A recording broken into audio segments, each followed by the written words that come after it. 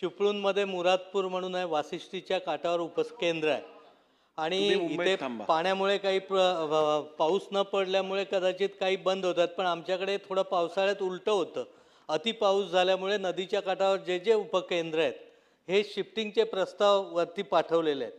आता दरवेळी पाणी भरल्यामुळे 40 लाख 50 लाख रुपये रिपेअरिंगला खर्च केला जातो, परंतु शिफ्टिंगचा प्रस्ताव आहे तो फक्त 1 कोटीचा आहे. म्हणजे 1 कोटी खर्च केला तर कायमस्वरूपी चिपळूण शहराला चांगल्या पद्धतीचा लाईट पुरवठा होऊ शकेल. त्यामुळे हे शिफ्टिंगबाबत आपण गांभीर्याने विचार करणार का?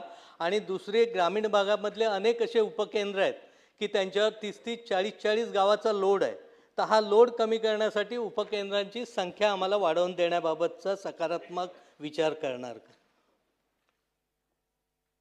होय अध्यक्ष महोदय, पहिल्यांदा आपण जे सांगितलेलं आहे त्या संदर्भातले जर प्रस्ताव आले असतील तर त्याच्यावर सकारात्मक विचार केला जाईल. आणि आपण जी RDSS ची योजना हातामध्ये घेतली आहे ती योजनाच याकरता आपण घेतलेली आहे की त्यातनं ज्या सबस्टेशनवर अधिकचं लोड आहे त्या ठिकाणी आपण लोड डिस्ट्रीब्यूट करण्याकरता सबस्टेशन्स तयार करतो आहोत.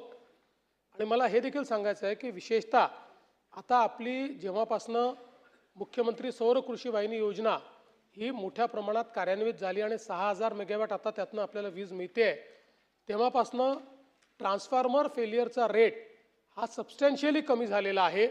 यावर्षी जर आपण तो बघितला तर इतक्या उन्हाळ्यामध्ये म्हणजे हे कदाचित आश्चर्य असेल की साधारणपणे विजेची मागणी ही 5% 60% वाढते, पण मागच्या वर्षीच्या तुलनेत आपली विजेची मागणी ही 19.5% वाढलेली आहे.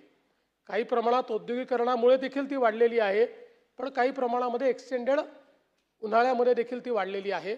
आणि म्हणून निश्चितपणे RDSS योजनेच्या अंतर्गत अशा प्रकारे आपण जिथे सुचवलेलं आहे त्या ठिकाणी आवश्यकता असेल तर सबस्टेशनचं डिव्हिजन केलं जाईल.